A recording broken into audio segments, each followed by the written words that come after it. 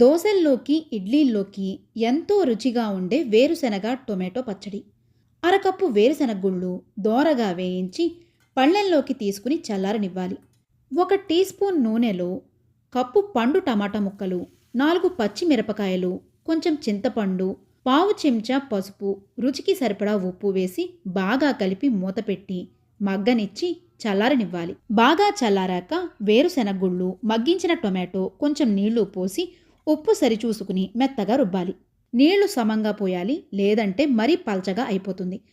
మరో మూకుట్లో 1 table spoon నూనె వేసి 1 టీ స్పూన్ చొప్పున ఆవాలు, జీలకర్ర వేసి చిటపటలాడాక 1 టేబుల్ స్పూన్ మినప్పప్పు, కరివేపాకు, 4-5 తుంచిన ఎండుమిరపకాయలు వేసి వేగాక చివర్లో 1 టీ స్పూన్ ఇంగువ వేసి బాగా కలిపి రుబ్బిన పచ్చడిలో కలుపుకోవాలి.